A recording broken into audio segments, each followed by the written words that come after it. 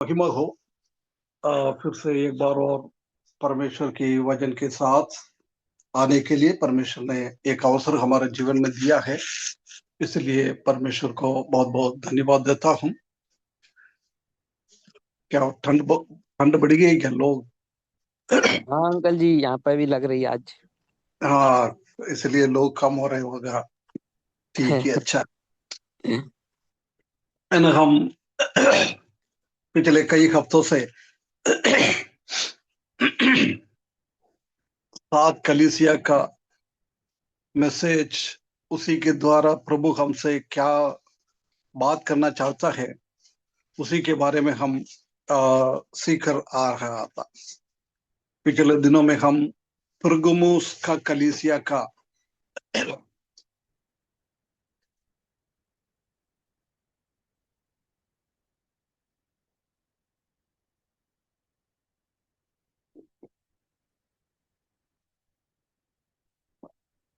अभी अभी ऑफिस से आया,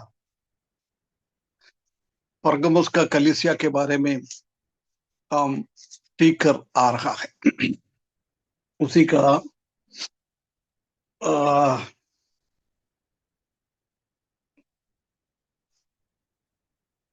15 पद तक हमने देखा है। आज हम 16 से आगे की ओर जाए। 16 में लिखा है, अधका मन फिरा नहीं है तो मैं तेरे पास शीघ्र ही आकर अपने मुंह की तलवार से उनके साथ लड़ूंगा। परमेश्वर का बहुत खतरनाक एक चेतावनी है कलीसिया के लिए। अच्छा काम कुछ इनके जीवन में था, वो प्रभु ने बता दिया है। उसके बाद उनका कलीसिया का गलतियों को भी बता दिया था। क्या क्या गलती है इनके कलीसिया में समझौता समझौता करते थे। है? समझौता करने वाली कलीसिया अरे गलती संसार। क्या है पूछ रहे, गलती क्या पूछ रहे?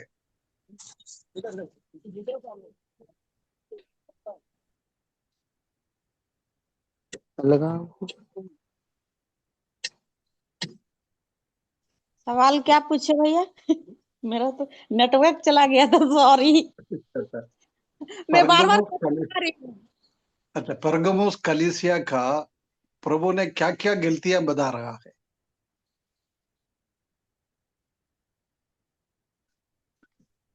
परगमुस कलीसिया स्थान को घात घात किया गया अंकल जी। है? घात किया गया उस हाँ, स्थान।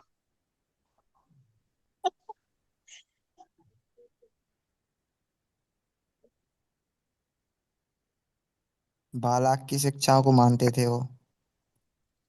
अभी कहां से उठा के लेके आया? प्रगमन में ही तो सीखा अंकल जी, आपने बताया। नहीं? क्या? प्रगमन की कलीसिया ही से तो बताया था, समझौते ही कलीसिया है अभी वो। मैंने वो नहीं बोला। मैंने बोला तो इतना देर से आपका आवाज क्यों नहीं निकला? क्या है? बिलियम का उपदेश क्या था? मूर्तियों पर चढ़ाई हुई वस्तुओं को खाना, व्यभिचार करना। मेन क्या सिखा के गया वो? परमेश्वर के विरुद्ध काम करना। क्यों?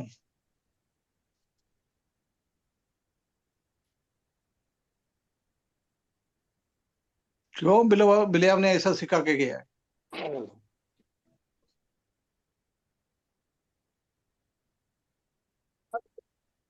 वो क्योंकि लोग पैसों के पीछे जाना भागते हैं ये।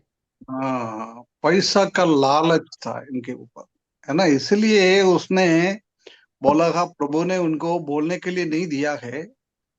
वो जाके आखिरी में बालक को बोल के गया है। उनका पैसा तो नहीं मिलेगा ना, उसको बुला के लेके आया है। उनका कुछ इनाम और प्रतिफल नहीं मिलता है, इसलिए कैसे भी उसको प्रतिफल चाहिए था। इसलिए उसने बोला है, क्या बोल के भेजा, क्या बोला है बालक को आखिरी में?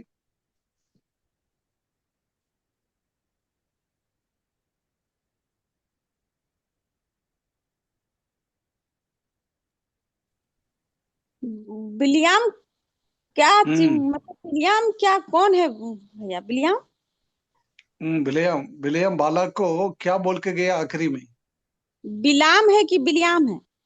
हाँ, विलाम है, वही है।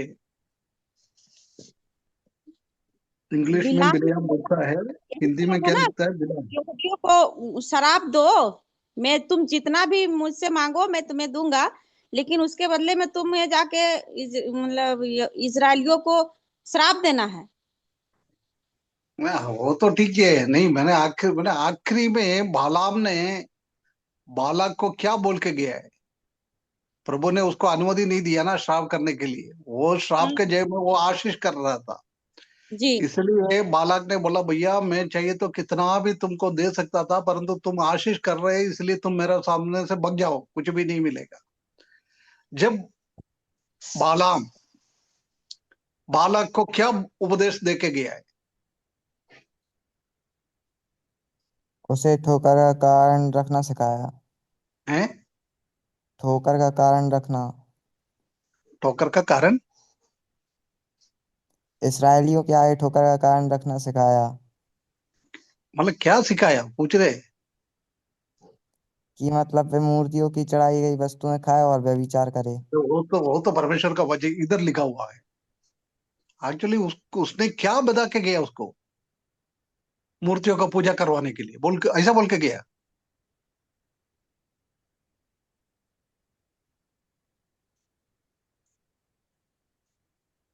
है? बालाम ने ऐसा बोल के गया क्या, इसका मुंह मूर्तियों के सामने रखा हुआ खाना खिलाओ? ये तो नहीं पता, लेकिन भूल गए हैं क्या बोला।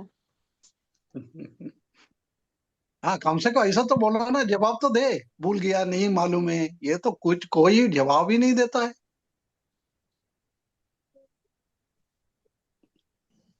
नहीं है मालूम अंकल, वो भूल गए वो। हम्म उसको पे चढ़ाई गई ये वस्तु। न्यायियों के किताब 22, 23, 24, 25 सही अध्याय में वो बहुत अच्छी तरह से लिखा हुआ है, हर एक चीजों को। आखिरी में उसने बोल के गया है, तुम ये काम कर, परमेश्वर व्यभिचार और मूर्ति पूजा और मूर्ति के सामने रखने वाला चीज, ये सब परमेश्वर घृणा करता है। तुमको इसलिए क्या करना है, तुम्हारा मोवाबिय स्त्रियों को, अच्छी अच्छी सुंदर स्त्रियों को उनके बीच में भेजो, वो लोग व्यभिचार भी करवाएगा और उनके तरफ खींच कर मूर्तियों का पूजा भी करवाएगा। उसी के द्वारा मैं श्राप नहीं किएगा तो भी परमेश्वर सीधे उसी को श्राप करेगा।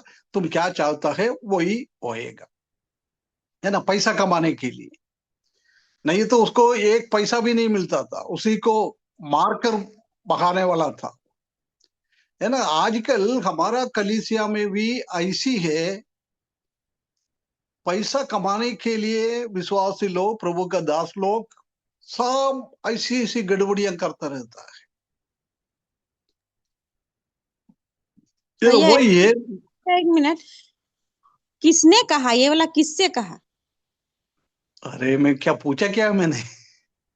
नहीं नहीं, ठीक है, आपने पूछा मेरा ना। क्वेश्चन क्या था? हम्म। मेरा आप, क्वेश्चन क्या था? आपका क्वेश्चन था कि बालाक ने, नहीं बिलियाम ने बालाक से हाँ, क्या कहा? बस वही तो बोल रहे हो, बिलियाम हाँ ने तो, बालाक को बोल के गया है।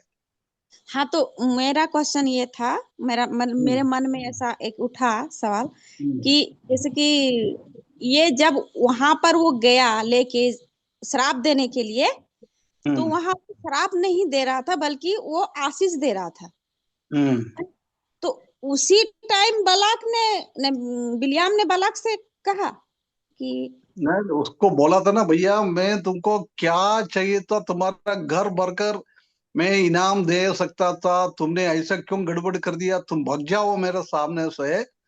जब उसको ये लालच आ गया है इतना सुनकर, बालक ने बोला, हम्म, मैं कुछ भी तुमको देने के लिए तैयार था, हम्म, परंतु तुमने श्राप किया है, इसलिए तुमको अभी मैं नहीं दे दूंगा।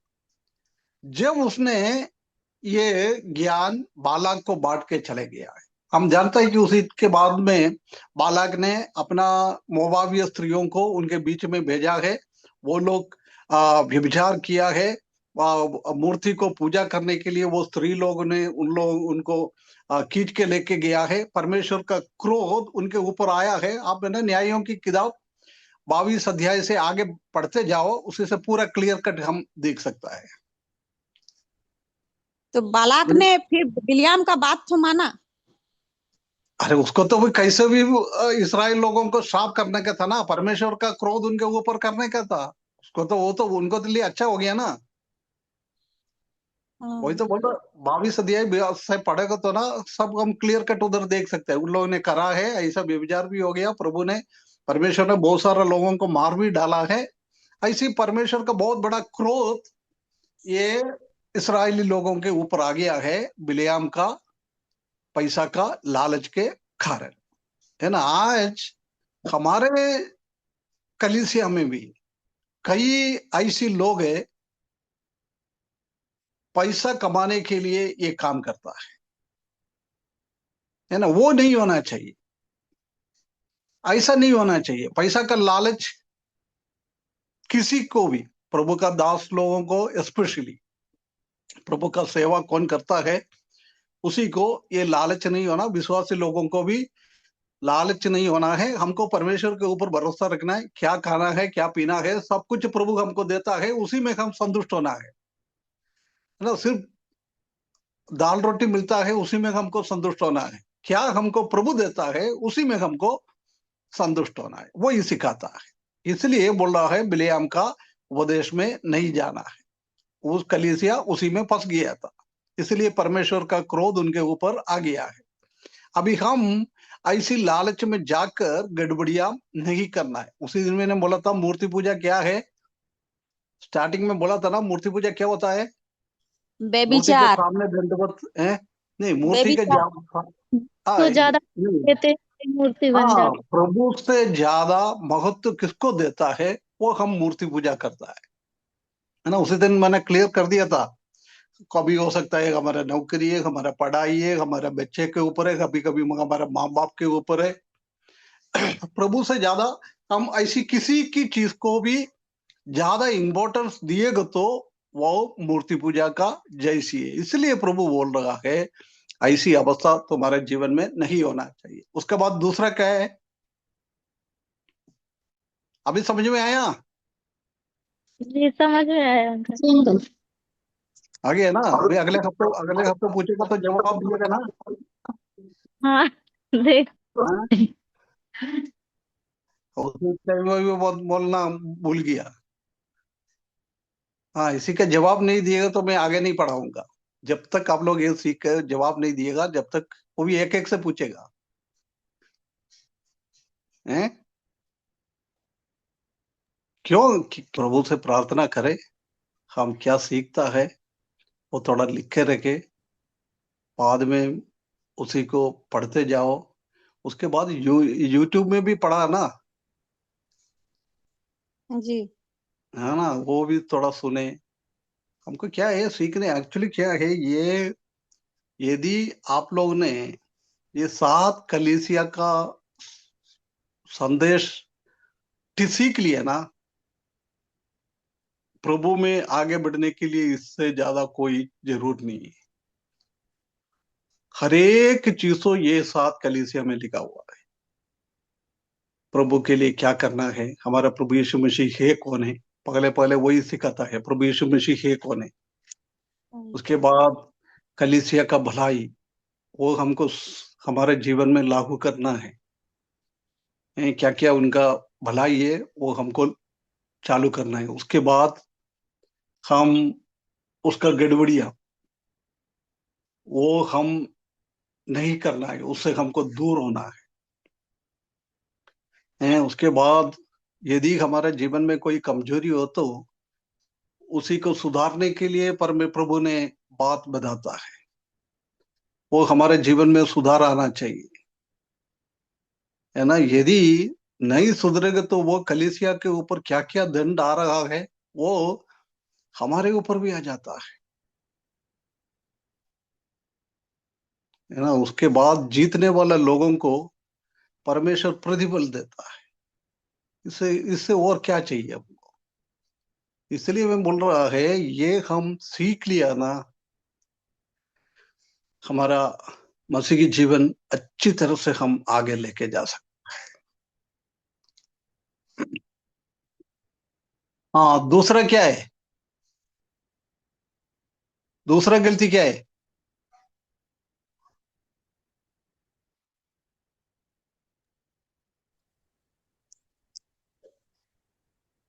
परगुमन की कलीसिया, हाँ, उसी का कलीसिया का तो अपन सीख रहे हैं अभी। उसकी गलती परमेश्वर के विरुद्ध काम करता है, जैसे कि मूर्ति वगैरह, मूर्तियों की जैसे कि मूर्ति वगैरह की पूजा वगैरह का क्या क्या है। अभी अभी हमने बालाम का उपदेश सीख लिया ना, हाँ। ऐसी दूसरा कौन सी है? ओ,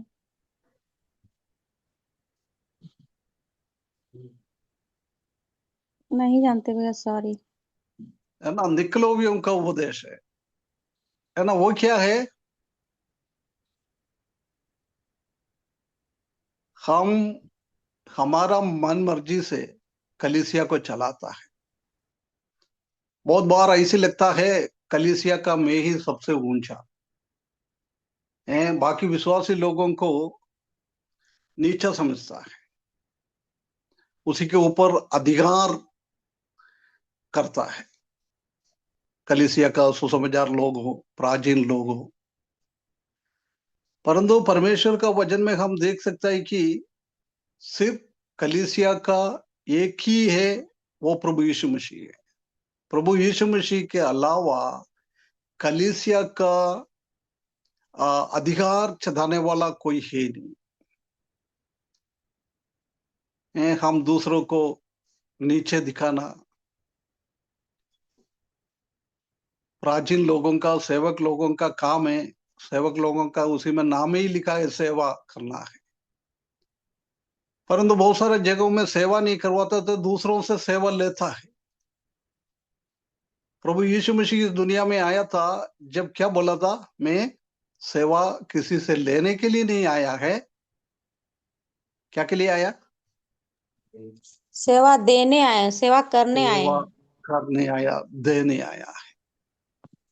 कलीसिया का आजकल का प्राचीन लोग और नेतृत्व करने वाला लोगों का भी यही काम होना चाहिए, सेवा करना है। उनका कोई जरूरत पड़े तो तुरंत अपन को उनके घर पे जाना है, उसको क्या जरूरत है वो करके देना है। कोई कलीसिया में बीमार है तो उनके पास जाना है, प्रार्थना करना है। हॉस्पिटल में लेके जाना है तो उसको भी लेके जाना है। विश्वास में कमजोर भाई बहनों को परमेश्वर का वचन से सिखाकर उसको आत्मिकता में आगे बढ़ाना है। बहुत बार हमारे कलीसिया में ऐसी सोचा है, भैया मैं सिखा के जाएगा तो मेरे ऊपर तो नहीं होएगा वो।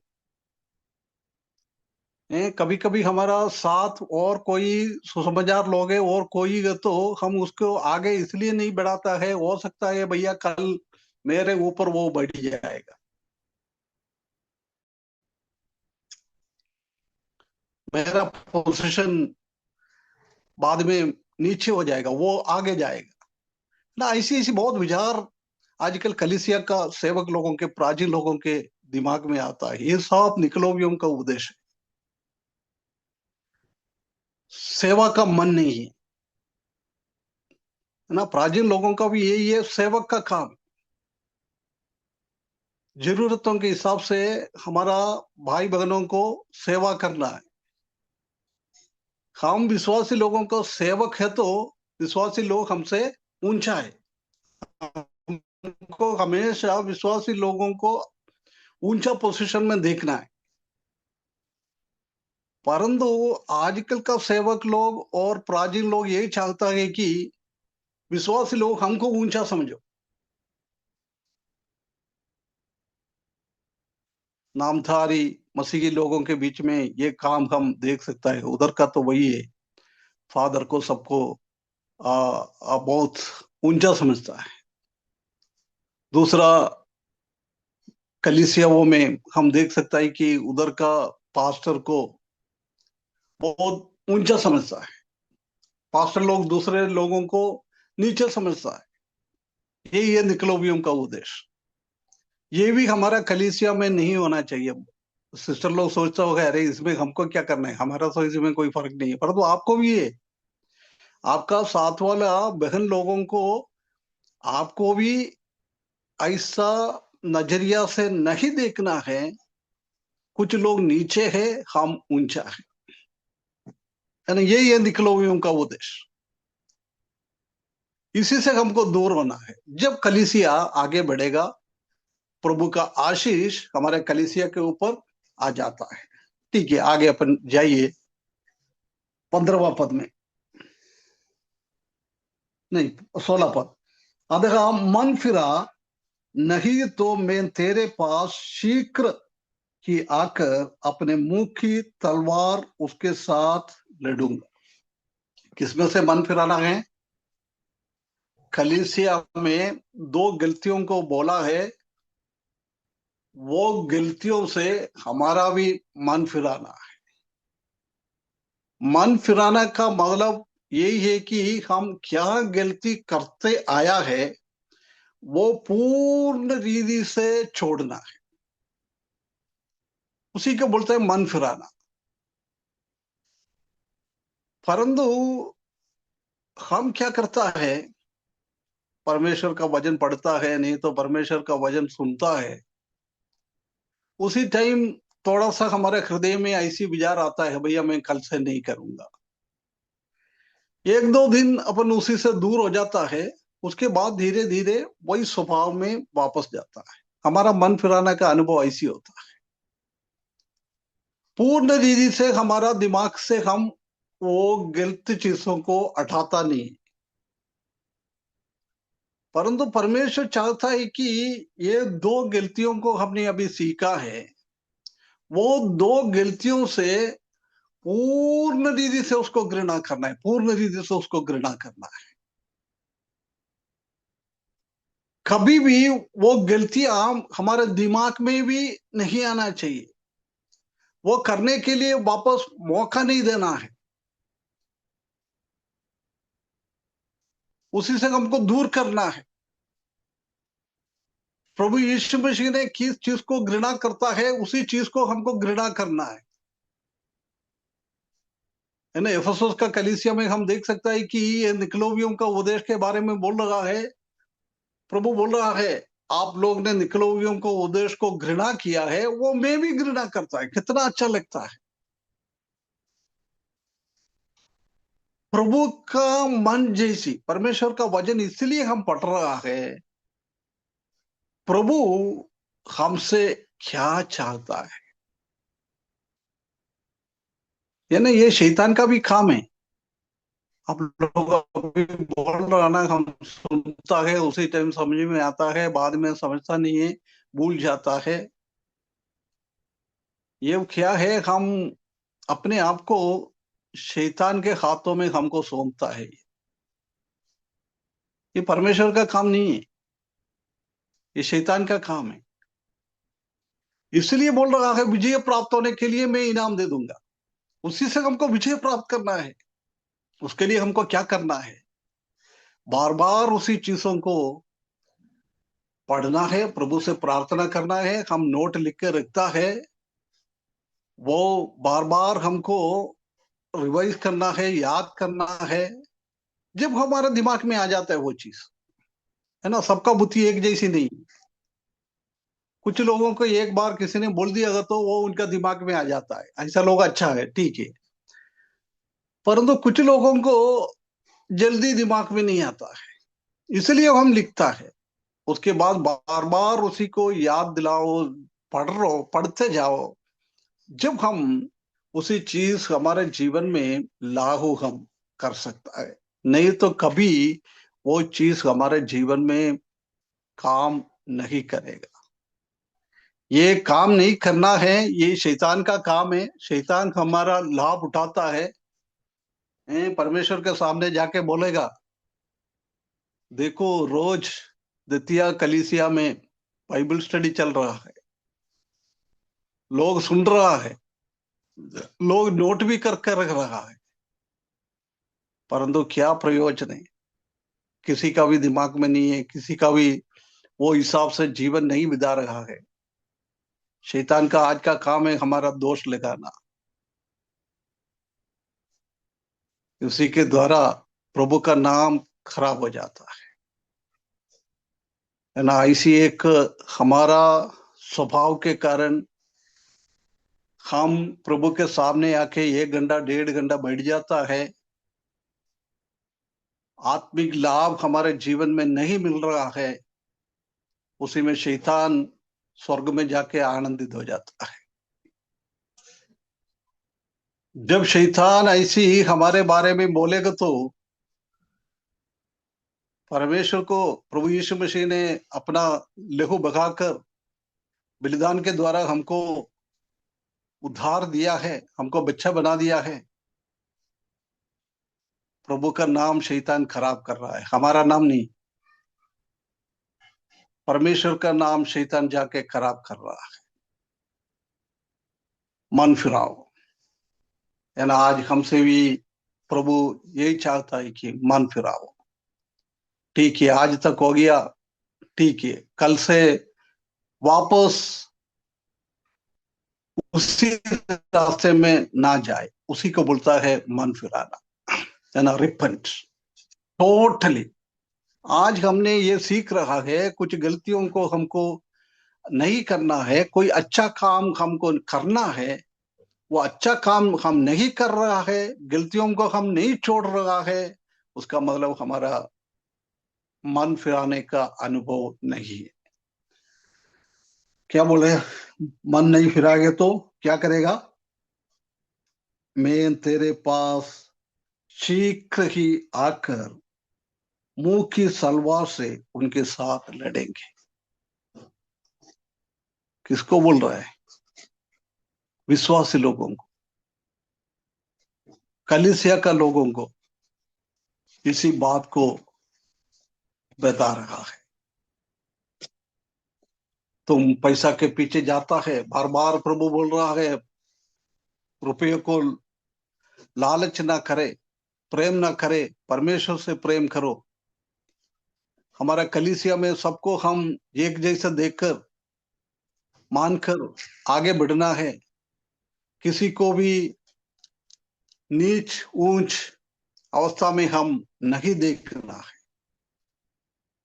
कई कलीसिया में हम देख सकते हैं कि कोई गवर्नमेंट ऑफिसर है, बड़ा बड़ा कोई लोग है तो उनको आगे आगे बिठाएगा, कोई खेती करने वाला कोई ऐसी कोई लोग आएगा तो उनसे कोई बात भी नहीं करता है, कुछ पूछता भी नहीं। एक ही दिन में हमारे कलीसिया में समझ लो, एक पढ़ा लिखा हुआ, एक ऊंचा, एक पोजीशन रखने वाला एक भाई और एक खेती करने वाला एक भाई, दोनों मेहमान बनकर हमारे कलीसिया में आएगा तो हम किसको इंपॉर्टेंस देता है? ये भी निकोलोवियम का उपदेश है। प्रभु हम किससे यही सिखाता है कि इस दुनिया में ऊंचा वाला आए नीचे वाला आए, दोनों को हमको एक जैसी मानना है।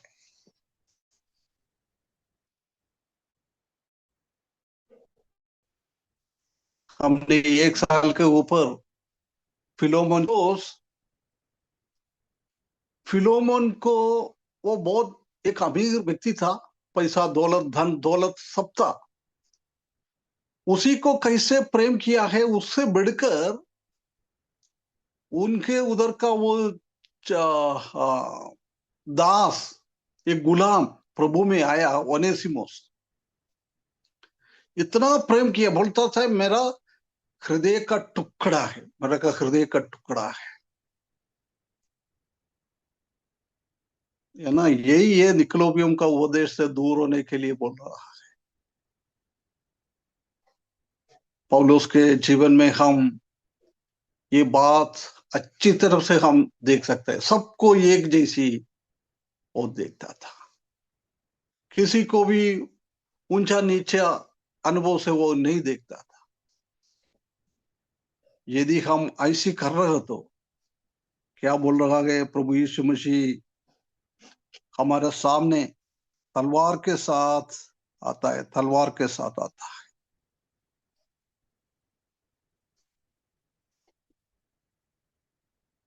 बार बार हम इसी बात को हम देख सकता है। 2:12 में भी हमने वही पढ़ा था। एक बार पढ़ना ब्रदर, 2:12। और प्रगुमन की कलीसियाओं के दूत को ये लिख कि जिसके पास दो धारी तलवार और चोखी तलवार है, वह यह कहता है कि है ना, दो धारी तलवार के साथ खड़ा है। जब प्रभु यीशु मसीह परगमुम का कलीसिया को ये संदेश दे रहा है, जब भी वो खतरनाक रीति से आके खड़ा है, क्योंकि परमेश्वर को सबके बारे में मालूम है क्या क्या स्वभाव है ना। उसके बाद एक अध्याय 16 पद में भी यूहन्ना जब प्रभु यीशु मसीह का महिमा को देखता है, उधर भी हम देख सकता है कि यही स्वभाव में वो उधर भी है। और वह अपने दाहिने हाथ में 7 तारे लिए हुए था और उसके मुख से चोखी तलवार, दो हाँ, धारी उसके तलवार। मुंह से दो धारी तलवार निकलते हुए यूहन्ना देख रहा है। ये कलीसिया के बीच में है, विश्वासी लोगों के बीच में है, अन्य जाति लोगों के बीच में नहीं है, पापी लोगों के बीच में नहीं आया है। विश्वासी लोगों के बीच में दो धारी तलवार लेकर खड़ा है।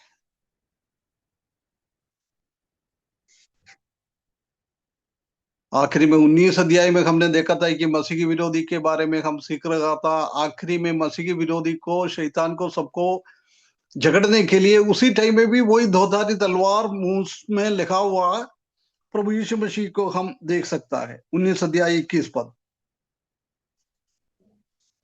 और शेष लोग उस घोड़े के सवार की तलवार से जो उसके मुंह से निकलती थी मार डाले गए, और सब पड़ी उनके मांस से तृप्त हो गए। है ना, उधर भी शैतान को हराने के लिए वो धोधारी तलवार लेके आया है।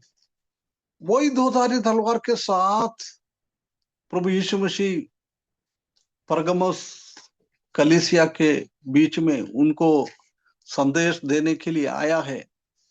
उसी अवस्था में वो आया है। यदि हम रोज 1 घंटा परमेश्वर का वचन सीखने के लिए आता है, प्रभु का दास लोग पवित्र आत्मा के द्वारा क्या सिखाने के लिए कोशिश करता है, आप लोग नहीं सुन रहे हो तो, ये सुनने के लिए ये चालू करके नहीं रखेगा तो आपसे भी मुझसे भी प्रभु यही बात कहता है, दो धारी तलवार के साथ मैं तुम्हारा सामने खड़ा है। इसलिए मैं बार बार आप लोगों को बोलते जाता है, यदि आपको 1 घंटा परमेश्वर के वचन के सामने बैठ नहीं सकता तो और कुछ काम आपको करना है तो कृपया किसी में ना जुड़े, आपका काम करते जाओ।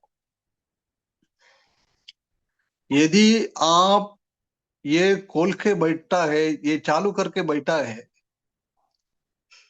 दूसरा काम हम कर रहे हो तो प्रभु हमसे भी यही बात कहता है, यही बात कहता है, दो तलवार के साथ मैं तुम्हारे सामने खड़ा है।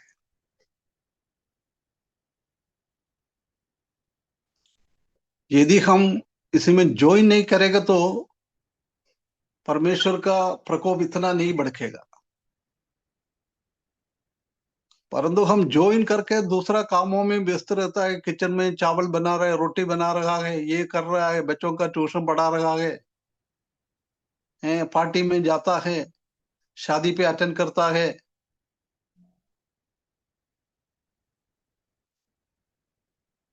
तो ये भाइयों बहनों, ये बहुत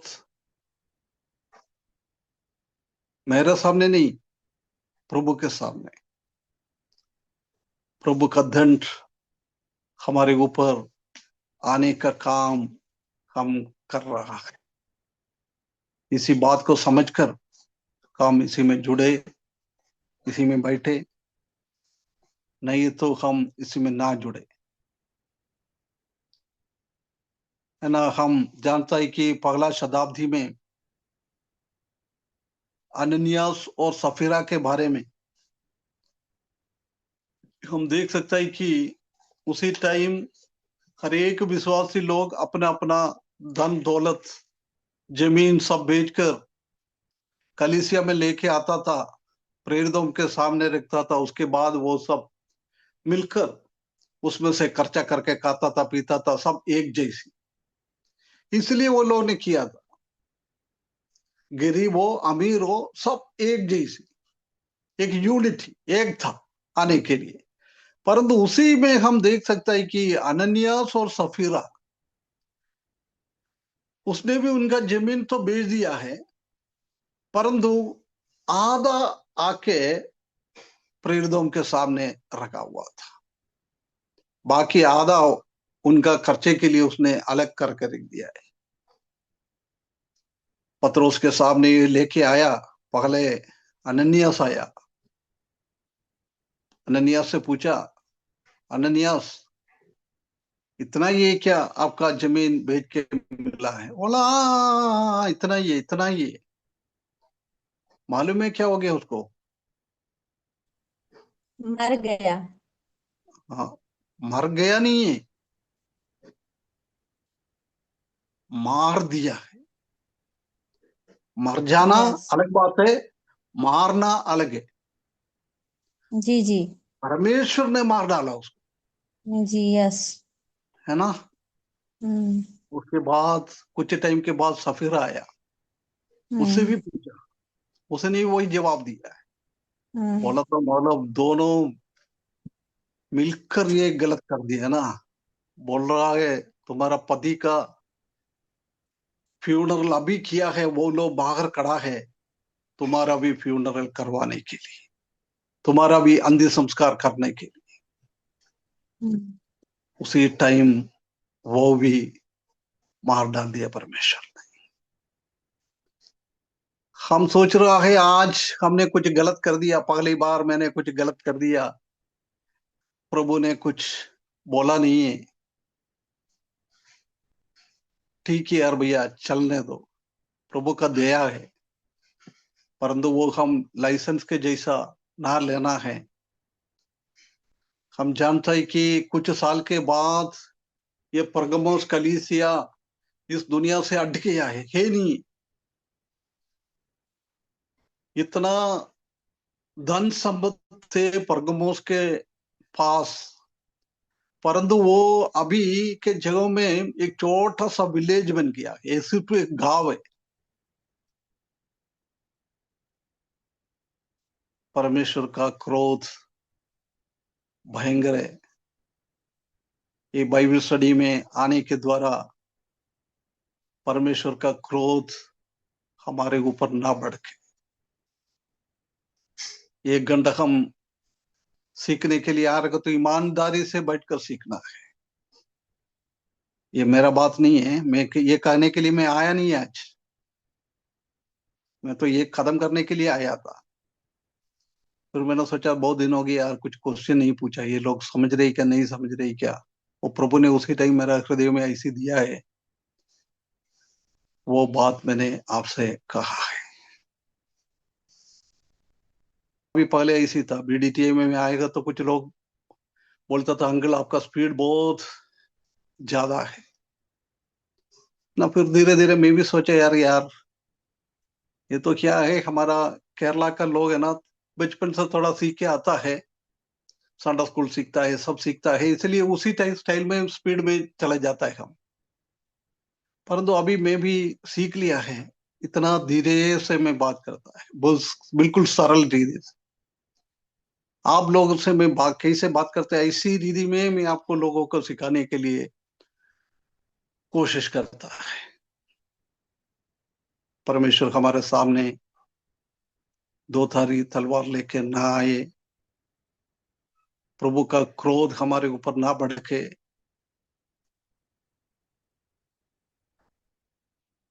प्रभु हमको जल्दी से इस दुनिया से ना लेके जाए, परमेश्वर का क्रोध के कारण कुछ बीमारी हमारे जीवन में ना आए। इसलिए सोच समझकर, ये प्रभु देख रहा है और कोई मनुष्य नहीं है, प्रभु सर्वशक्तिमान परमेश्वर। इसलिए मैंने बोला था प्रभु यीशु मसीह का एक एक स्वभाव हम 7 कलीसिया में देखता है।